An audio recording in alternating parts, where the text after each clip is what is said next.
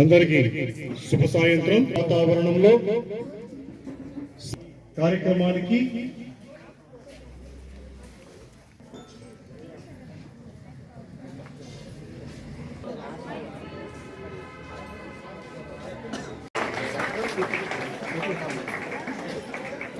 Your presence is very heartful. కార్యక్రమానికి హాజరైనటువంటి sir గారిని హృదయపూర్వక ఆహ్వానిస్తున్నాను.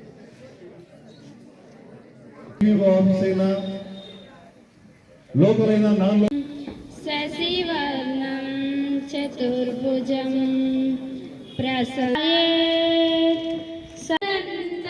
భక్తానాం ఏకదంతముపాస్మహే ఏకదంతముపాస్మహే.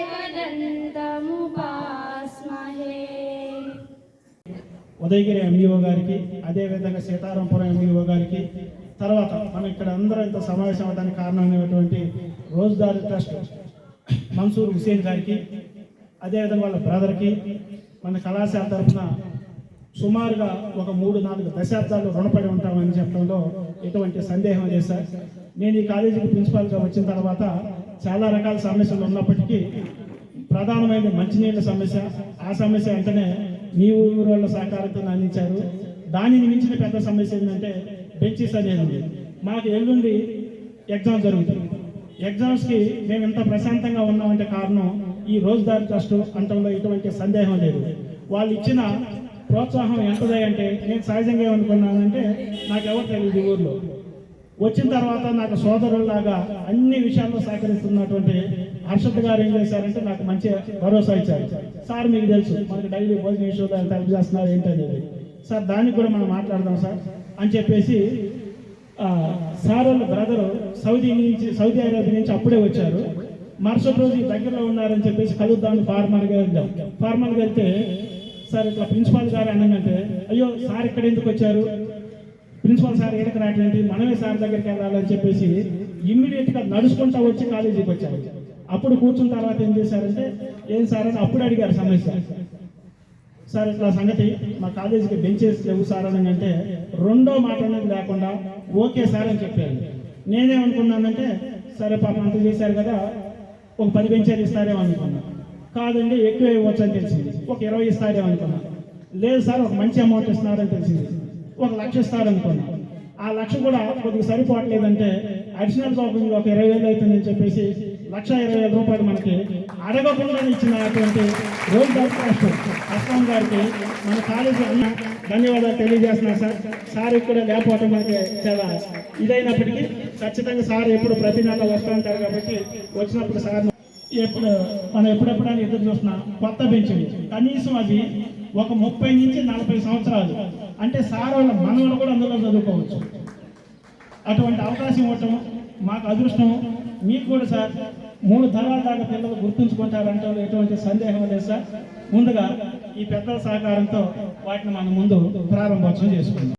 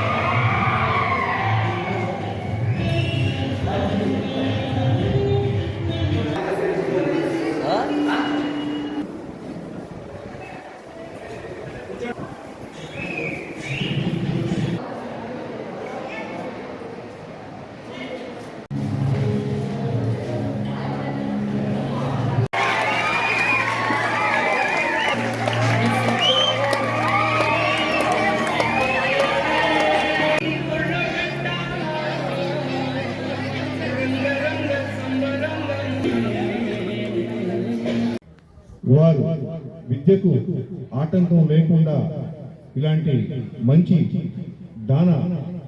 దాతృత్వ కార్యక్రమాలు మరింత కాలం కొనసాగించాలంటే విద్యార్థులందరూ కూడా మీ చూపు ప్రభుత్వ కళాశాల వైపు ఉండాలి తప్ప కార్పొరేట్ ప్రైవేట్ వైపు ఉండకూడదని ఈ సభాముఖంగా తెలియజేస్తున్నాను. ఇక్కడ చదివే ప్రతి విద్యార్థి రాబోయే రోజుల్లో అడ్మిషన్స్ కోసం మేము ఊరి చుట్టూ గ్రామాల చుట్టూ తిరగడం కాదు, ఇక్కడ జరుగుతున్న అభివృద్ధి కార్యక్రమాలు, చదువు సంబంధించిన స్టడీ అవర్స్ క్లాస్ సంబంధించి మీరే ప్రగతి రథసారథులై ప్రచారాన్ని నిర్వహించి రాబోయే తరాలలో ఈ కళాశాలను కాపాడుకోవాల్సిన బాధ్యత మీ భుజస్కంధాలపై ఉన్నదని సభాముఖంగా తెలియజేస్తున్నారు. అధినేత సయ్యద్ మన్సూర్ హుసేన్ గారు ఒక చిన్న కార్యక్రమం ఉంది సార్ స్టూడెంట్ కాలేజీలో, మీరు రావాలి అని చెప్పారు. విషయం అయితే నాకు చెప్పలేదు, వచ్చిందాక సస్టేషన్ ఇప్పుడు వచ్చినాక తెలిసింది ఈ పాఠశాలలో తను ఇక్కడే ఆడుకుంటూ పాడుకుంటూ 10 మంది మిత్రుల్ని పోగేసుకుంటూ ఈ కళాశాలలో చదువుతూ మరి ఈ కళాశాల స్థితిగతులు చాలా తగ్గిపోయాయి, మౌలిక వస్తువులు కొరతపడ్డాయి, విద్యార్థులు అసౌకర్యాల మధ్య ఉన్నారు అనేటువంటి అంశాన్ని గురించి తరచుగా మాట్లాడుతూ ఉండేవారు. నేను సీతారాంపురం ఎంబీఓని ఇక్కడ 5 సంవత్సరాలు ఎంబీఓగా వర్క్ చేసి ఇటీవల 5 సంవత్సరాల క్రితమే 5 నెలల క్రితం నేను మరలా సీతారాంపురం వెళ్ళడం జరిగింది. ఇది ఇన్ఛార్జిగా చేశాను నేను.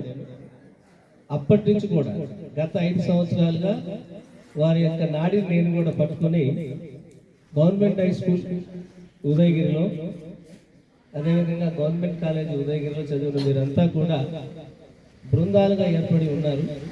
ఈ బృందాలంతా కూడా ఒక ట్రస్టుగా ఏర్పాటై ఈ కళాశాలని ఆదుకోవాలి, ప్రభుత్వం ఇచ్చేటువంటి నిధులు ఇవన్నీ కూడా సరిపడవు, కానీ పూర్వ విద్యార్థులు మీరు అనుకున్నట్లయితే మీరు చేసేటువంటి ఆ సహకారం చాలా ప్రేమతో చేస్తారు, విద్యార్థులకు బాగుంటుందని చాలాసార్లు నేను కూడా కోరడం జరిగింది. అదేవిధంగా సీతారాంపురం మండలం మా ఎంఈఓ గారికి, ఇక్కడికి విచ్చేసినటువంటి అందరూ ఎడ్యుకేషన్ స్టాఫ్ అండ్ నాన్ ఈ యొక్క స్టాఫ్ అందరికీ నా యొక్క హృదయపూర్వక నమస్కారాలు తెలియజేస్తూ ఉన్నాను. అదేవిధంగా విద్యార్థులందరికీ కూడా శుభాశీస్సులు. ఇంటర్మీడియట్ చాలా అభినందిస్తున్నాను, ఎందుకంటే మీరు గవర్నమెంట్ జూనియర్ కాలేజీని ఎంచుకున్నందుకు. You are great. I feel proud. I feel very, very happy. I like you. మీరు మీ ఘోష నాకు ఎలా అనిపిస్తూ ఉందంటే,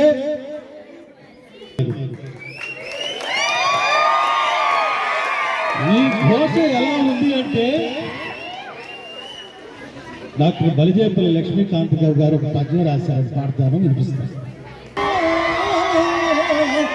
జలముందేసిన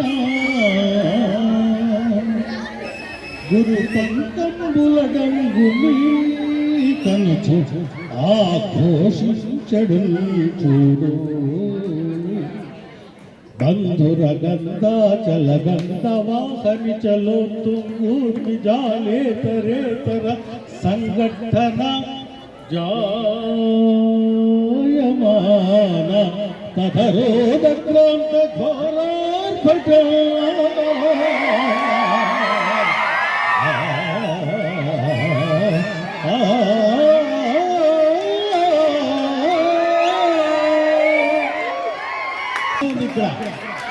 ఈ రోజ్గార్ చారిటబుల్ ట్రస్ట్ మీనింగ్ చెప్తాను.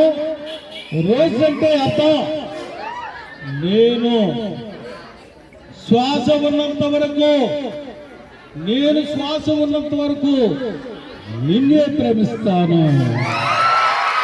అది అర్థం రోజ్గార్ సంస్థ. మనం ఈరోజు రోజ్గార్ సంస్థ వారు మన కోసం మనకు 30 బెంచీలు ఏర్పాటు చేసి ఇంత గొప్ప కార్యక్రమాన్ని నిర్వహించినందుకు మనం అందరం కూడా రోజ్గార్ చారిటబుల్ ట్రస్ట్ కి రుణపడి ఉన్నాం. మనం జీవితాంతం గుర్తుపెట్టుకోవాల్సినటువంటి సందర్భం ఇది. వారికి వారి కుటుంబానికి మనం ఎంతో రుణపడి ఉన్నాం. అదేవిధంగా ఈ యొక్క కార్యక్రమానికి ఎంత సహాయం పేద విద్యార్థులకు అందించినందుకు వాళ్ళని మనం మనసారా మనం అభినందిస్తూ ఉన్నాం. ఈ యొక్క కార్యక్రమంలో వీళ్ళందరూ కూడా రావడం, ఈ కార్యక్రమాన్ని నిర్వహించడంలో మీరు ఎంత సంతోషంగా ఉన్నారు అంటే అది మనకు ఈ రోజ్గార్ సంస్థ వారు కల్పించినటువంటి అవకాశంగా భావిస్తూ నాకు అవకాశం. సభాధ్యక్షులు, ఈ కళాశాల ప్రిన్సిపాల్ గారు, మా కుటుంబ సభ్యులు, సోదర సమానులు మస్తానులి సార్ గారు, అలాగే పెద్దలు ఉదయగిరి మండల శాఖ ఎంఈఓ గారు, ఇక్కడ ఉన్నటువంటి అందరికీ వందనాలు. ఇక్కడ ఉన్నటువంటి విద్యార్థులందరికీ నా ఆశీస్సులు. ఇరుప మాట్లాడాలని సరే, మేమేదో బెంచి ఇచ్చాము, దానికోసం ఈ కార్యక్రమం నిర్వహించుకుంటున్నాము అనేది నా ప్రధానమైనటువంటి ఉద్దేశము. ఈ కళాశాల, ఈ జూనియర్ కళాశాల ఒక తీరావసరం ఉంది. 10 ఏళ్ళకు ముందు విద్యార్థులుగా మీరు విన్నారా, అమ్మాయిలు ఎక్కువ అల్లరి చేస్తున్నారు. తీరా అవసరం ఉన్నటువంటి కళాశాలలో ఇక్కడికి మీ ఆ సార్ల పేర్లు కూడా నాకు ఉన్నటువంటి తెలుగు సార్, అలాగే ఇంగ్లీష్ సార్, ఇంగ్లీష్ బోధకుడు, ఆంగ్ల బోధకుడు, తెలుగు బోధకుడు.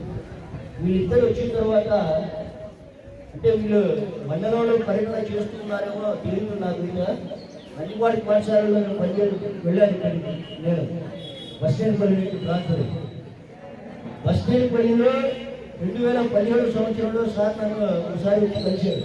సార్, ఉదయగిరి ఆల్పూర్ రాని జూనియర్ కళాశాలలో విద్యార్థులు చేరడం లేదు, మీ పాఠశాల తరఫున విద్యార్థులను అడ్మిషన్ ఏర్పాటు చేయండి.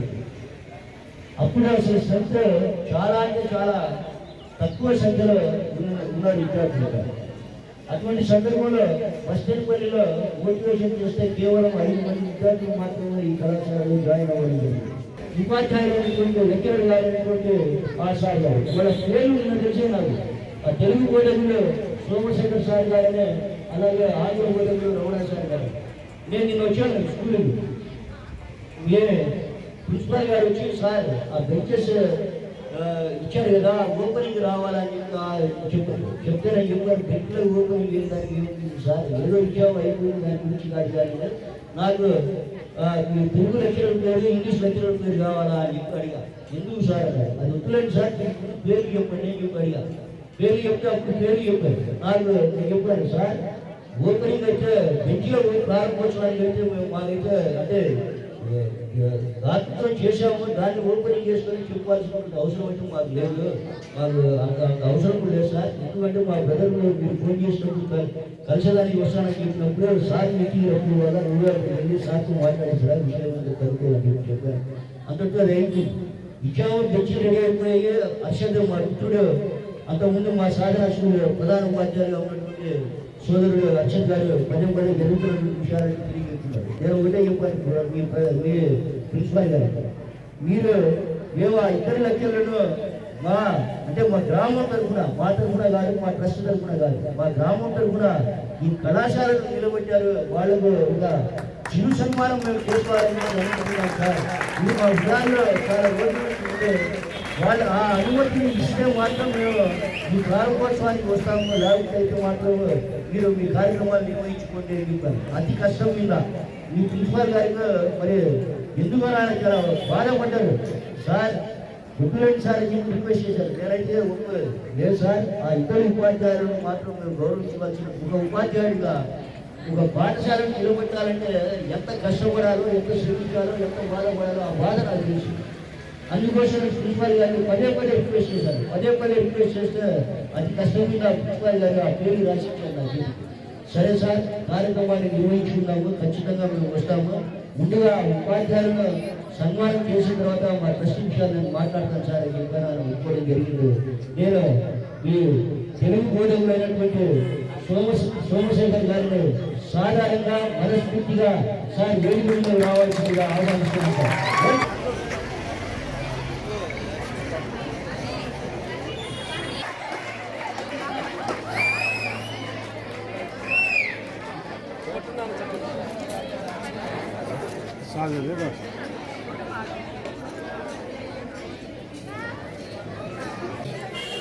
ప్రిన్సిపాల్ గారు వచ్చారు. ప్రిన్సిపాల్ గారు వచ్చిన తర్వాత నాకు ఈ కళాశాల ప్రిన్సిపాల్ గారికి మూడు సార్లు 4 సార్లు కలిసాం. అది బస్ స్టాండ్ మాట్లాడిన సందర్భంలో సార్ కళాశాల పరిస్థితి ఈ విధంగా ఉంది, కళాశాల పరిస్థితి ఈ విధంగా ఉంది, ఏం చేయాలా పదే పదే నేను మా సోదరుడు మసాలు సార్ ఇద్దరం మాట్లాడుకుంటుండేవాళ్ళు. సార్ హై స్కూల్ దెబ్బతింటా ఉంది, కాలేజ్ దెబ్బతింటా ఉంది. ఆ బాధ అటువంటి బాధ ఈ కళాశాలను నిలబెట్టాలనేటువంటి ఆ క్వాలిటీ అదే ఈ ప్రిన్సిపాల్ గారిలో చూశాను. సార్ మీకు ఒక మాట అయితే చెప్తున్నాం, మేము ఈ కళాశాలలో చిన్నపాటి అవసరాలు అంటే మేమేమో అతి ఉన్నతమైనటువంటి స్థానంలో ఏం లేము. అయినప్పటికీ మేము మా జీతపత్రాల్లో మా కష్టాజీతంలో ఎంతో కొంత చారిటీ చేస్తూ ఉంటాం. ఇది మాకు మా తల్లి గారు మా నాన్నగారికి వచ్చినటువంటి అలవాటు. మా అమ్మ పదే చెప్తుండేది, నాకు ఈనాటికి కూడా ఆ మాటలు గుర్తున్నాయి. జీవితాంతం పచ్చడనమైనా తిను, సద్దనమైనా తిను, చెయ్యి మాత్రం ఎప్పుడు ఇలానే ఉండాలి, కానీ ఇలా చేయి సాధ్యమైతే చెప్పి మా తల్లి మాకు చెప్పినటువంటి మాట నాకు ఇప్పుడు కూడా మొదట్లో ఎదుగుతూనే ఉంటుంది. మా శాతమైనంత సహాయం ఈ కళాశాలకు చేస్తూనే ఉంటాము. అలాగే వీరు పడుతున్నటువంటి తప్పన ఈ కళాశాలను నిలబడాలని గతంలో 4 సంఖ్యలో ఇక్కడ ఎంపీసీ, బైపీసీ, హెచ్ఈసీ, సిఈసీ ఈ కళాశాలలో తిరుగుతున్నాం. ఈరోజు ఈ స్టేజ్లో నిలబడి మాట్లాడుతున్నామంటే ఈ స్టేజ్ కూడా కట్టించండి మేమే. ఆనాడు ఇక్కడ 85, 86, 87 సంవత్సరంలో కళాశాలలో ప్రెసిడెంట్, జనరల్ సెక్రటరీగా ఎన్నికైనటువంటి మా కారణాలు ఆనాడు సాంస్కృతిక కార్యక్రమాలు చేసుకునే దానికోసంలో స్టేట్ లేదని చెప్పి శ్రీనివాస్ రెడ్డి గారు ప్రిన్సిపాల్ గారు వారు పైకెళ్తారు. మీరు ఉన్నత శిఖరాలకు వెళ్ళినప్పుడు ఈ కళాశాలను గుర్తుపెట్టుకుంటే మీరు ఎంతో కొంత సంపాదిస్తారు. ఆ సంపాదించిన దాంట్లో బావలో 10 దశలో ఎంతో కొంత ఈ కళాశాలకు ఖర్చు పెట్టాలని చెప్పి ఈ సందర్భంగా మనస్ఫూర్తిగా కోరుతున్నాను. అలాగే మీ కళాశాల ప్రిన్సిపాల్ గారిని గట్టిగా చెప్పడంతో అభినందించవలసిందిగా కోరుతున్నాను. మా చారిటీ రోజా చారిటీ సన్మానాన్ని అందుకోవలసిందిగా కోరుతున్నాను.